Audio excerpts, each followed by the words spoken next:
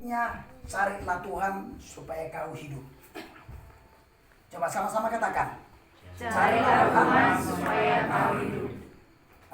Kalau kami biasanya komsel itu di sana sharing di Jakarta, komsel kelompok sel itu sharing pemuritan. Saya pikir di sini kita supaya jangan terlampau kaku, ya biasa aja kita, jangan tegang-tegang karena ini bukan ibadah raya, ya. Nah, jadi carilah Tuhan supaya kamu hidup. Coba kita buka dulu ayatnya. Amos 5 ayat 6. Coba baca. Amos 5 ayat 6. Carilah Tuhan, maka kamu akan hidup. Iya. Nah, jemaat yang dikasih Tuhan, kalau kita firman Tuhan ini carilah Tuhan supaya kamu hidup. Berarti kebalikannya kalau tidak cari Tuhan, coba apa kira-kira? Mati. Nah, kenapa orang yang tidak cari Tuhan tetap mereka hidup? Itu juga pertanyaannya, ya kan? Nah, banyak orang, maaf, ya kan? Banyak orang di luar Yesus pun yang tidak percaya Yesus, mereka juga hidup, ya kan? Nah, yang dimaksud carilah Tuhan supaya kamu hidup, artinya bukan hanya kita hidup dipelihara selama kita hidup. Nah, tujuan kita supaya kita juga hidup di dalam kekekalan. Nah, itulah malam hari ini firman Tuhan ini, carilah Tuhan supaya kamu hidup. Seperti tadi kesaksian ibu di rumah ini yang anaknya ya, yang sudah almarhum juga dipanggil Tuhan. Saya percaya bahwa kepergian almarhum beberapa tahun yang lalu, dia sudah bersama dengan Tuhan. Amin. Siapa Tuhan kita? Bersama dengan Tuhan Yesus. Nah, hanya pertanyaannya sekarang, ya. Nah, apakah ada orang untuk masuk ke sana, ya kan, menuju ke sana di luar Kristen, ya? Nah, yang kita bicarakan sekarang untuk kita dulu, carilah Tuhan supaya kau hidup. Nah, almarhum itu, ya, saya percaya mereka sudah di dalam Tuhan, sehingga dia dipanggil Tuhan, dia bersama dengan Tuhan. Karena semua manusia pasti mengalami kematian. Nah, pengkhotbah berkata, untuk segala sesuatu ada waktunya. Ada waktu hidup, ada waktu sakit, ada waktu juga dipanggil, ya.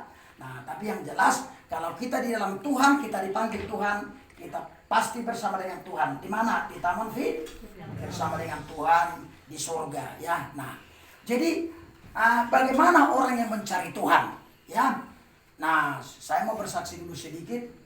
Saya sudah lama menjadi orang Kristen, ya, termasuk Kristen keturunan lah, dari bapak saya, dari nenek. Nah, tapi yang namanya hanya Kristen percaya bahwa Yesus adalah Tuhan. Nah, tetapi sebenarnya yang Tuhan mau itu menjadi Kristen yang bertobat, belajar bertobat, menjadi Kristen yang benar. Itu yang Tuhan mau. Itu yang dikatakan carilah Tuhan supaya kau hidup. Karena yang menentukan kita nanti masuk kepada kehidupan yang kekal bukan hanya iman percaya kepada Yesus, tetapi di dalam Yesus dan mengikuti apa yang diperkatakan Tuhan, terus belajar sampai Tuhan Yesus datang menjemput kita. Nah, saya percaya kalau kekristenan kita demikian, kalau Tuhan panggil kita atau hari ini atau besok, karena kematian kita tidak tahu, ya, pasti kita bersama dengan Tuhan. Roh kita pasti selamat. Nah, ada 3 hal nanti yang mau saya sampaikan kepada kita semua lewat ibadah komsel ini. Nah, 3 hal bagaimana sebenarnya untuk mencari Tuhan, ya. Nah, yang mudah-mudah saja nanti yang saya sampaikan, mungkin juga udah sering kali disampaikan oleh Bapak Gembala kita, Bapak Markus, ya.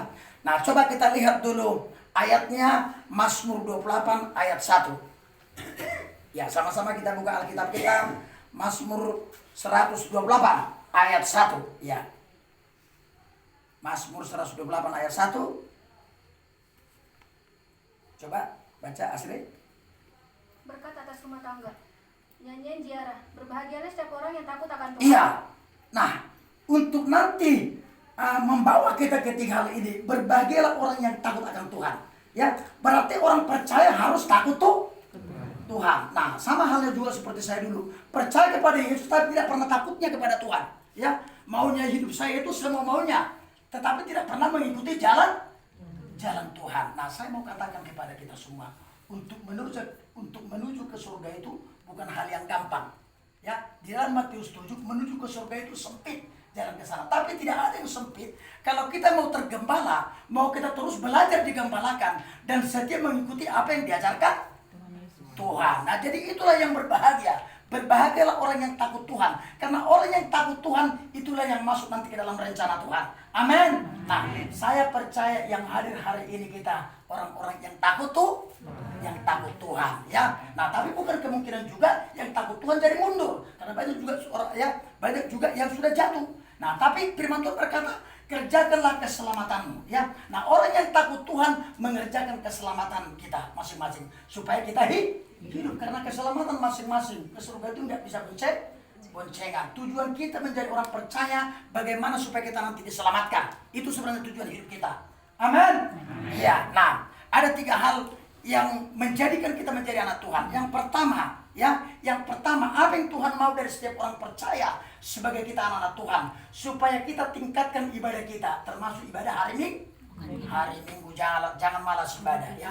Kalau kita memahami pengajaran firman Tuhan lewat Bapak Gembala kita, harus setia kita beribadah setiap hari Minggu, ya. Tentu mungkin gereja-gereja sudah buat peraturannya. Nah, kalau di gereja kita di sana di GBI di Jakarta mungkin sama, tidak jauh beda, ya. Kita ada ibadah setiap hari Minggu jam 10.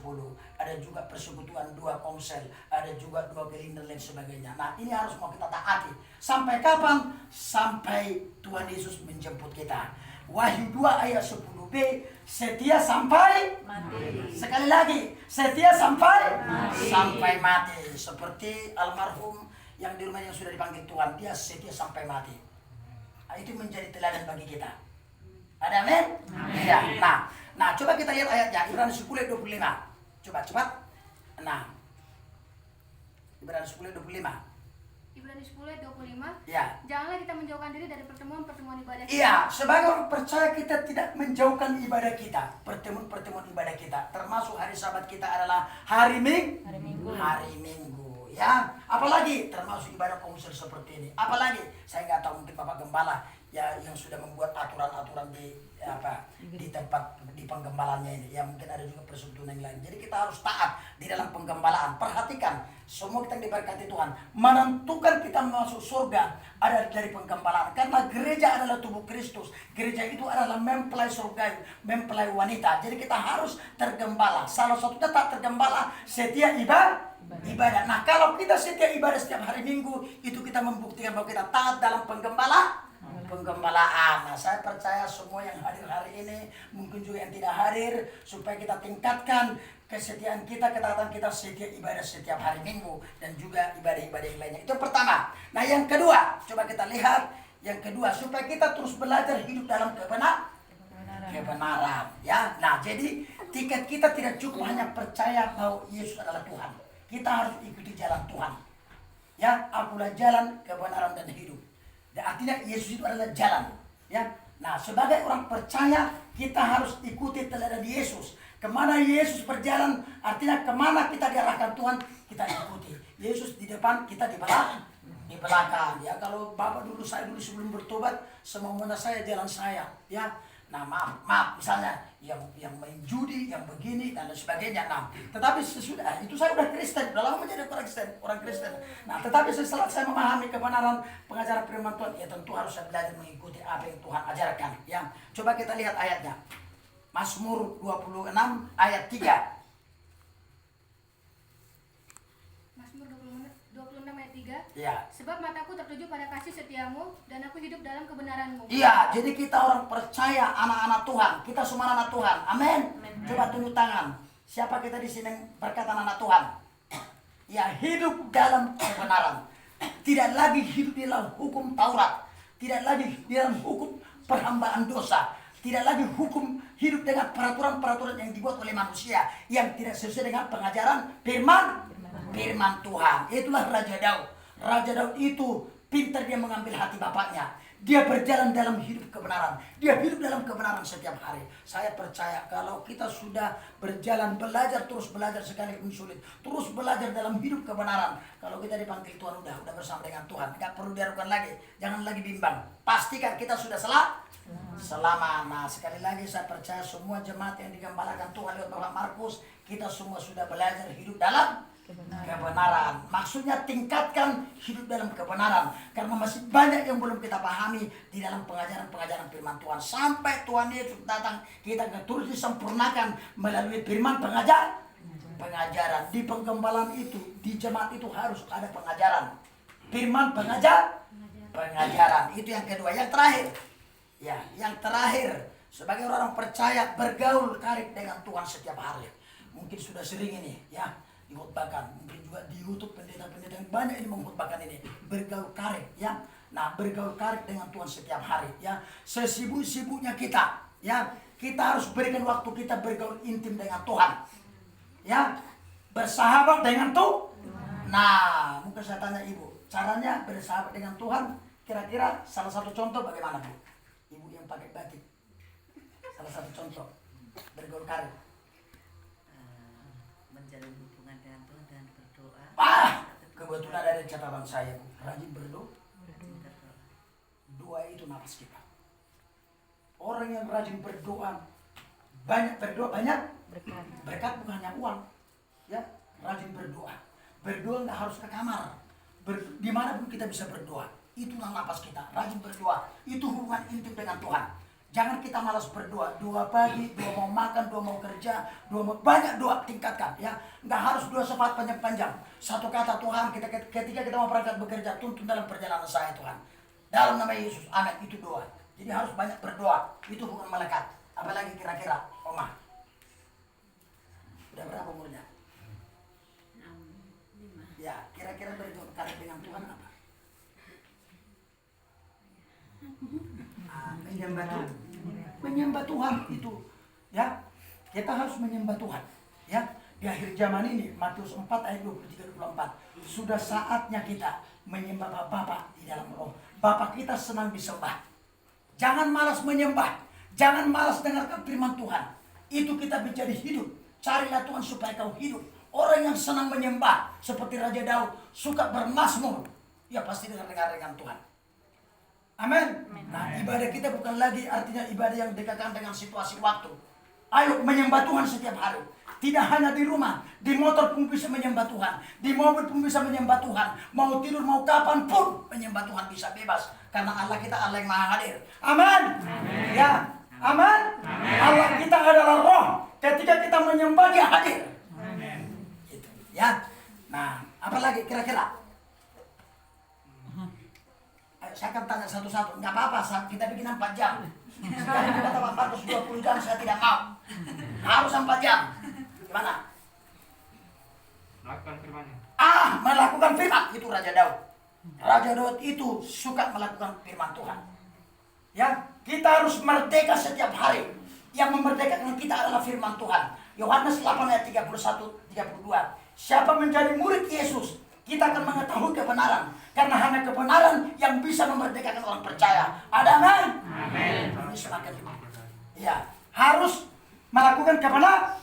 Ya, seperti bapak tadinya yang suka main judi, nggak main judi lagi. Ya kan? Nah, itu kan dosa. Banyak lagi hal-hal yang lain. Nggak tahu lah mungkin juga. Apalagi hal-hal apa yang bergaul karib dengan Tuhan. Apalagi siapa yang kena yang paling satu ini, yang paling kena di hati Tuhan. Ayo, bapak yang di sana dulu, yang melihat saya yang baju hijau, baju hijau. Ayo, apa pak? Kira-kira yang bergaul karib dengan Tuhan, bergaul intimlah dengan Tuhan. Selalu menyerahkan diri. Selalu Menyerahkan diri. menyerahkan diri. Menyerah. Berserah kepada Tuhan. Itu, berserah kepada Tuhan. Amin. Harus kita berserah. Jangan mengandalkan kekuatan. Harus berserah kepada Tuhan. Ya, satu lagi yang belum kena, apa lagi ini? Coba yang ibu ini, yang ibu pakai ini, ayo, apa? Memuji Tuhan. Memuji Tuhan, menyembah Tuhan.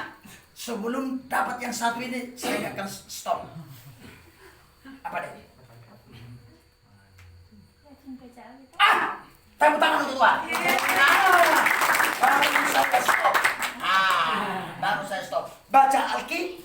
Banyak orang, maaf ya, saya tidak mau dulu-dulu. Ya, nanti kalau nggak pernah bertobat, nanti minta ampun kita. Masih ada pengampun. Banyak orang percaya nggak pernah baca Alki. Baca Alkitab. Ya, bagaimana kita mengetahui kebenaran kalau nggak pernah baca Alkitab? Ya, Alkitab adalah cinta. Ya, nah ini buku cinta. Ya, jadi siapa suka baca Alkitab, dia akan mengetahui kebenaran. Apalagi suka menyelidiki. Ya, jadi belajar baca Alkitab. Minimal 1 tahun 1 Alkitab seakan habis. Ya, itu saja yang saya sampaikan. Puji Tuhan, Tuhan Yesus. Hari Minggu dia apa nanti? Besok dipanjangin sama Ibu Gembala. Tuhan Yesus memberkati. Amin. Nah sekali lagi, yang tidak pernah baca Alkitab, nanti berdua sendiri aja lah minta ampun. Minta minta ampun. Tapi lakukan baca Alkitab. Anak-anak Tuhan harus rajin baca Alkitab setiap hari. Ya. Kita makan berapa hari? Berapa kali sehari? 3. Telu. Ya, 3 hari. 3 kali. Kalau ya, 3 kali kalau nggak makan, satu kali aja lapar kan? Secara jasmani. Di mana kita punya Roh Kudus, di mana ada? Kasih makan itu roh supaya dia kenyang. Kalau kita cinta baca Alkitab, roh kita akan makan, kita akan semakin diurapi. Kalau kita diurapi, Tuhan tumpang tangan kepada orang yang sakit. Gak usah bawa, ambil BPJS dulu. Dalam nama Yesus sembuh. Karena kita diurapi. Tuhan Yesus berkata.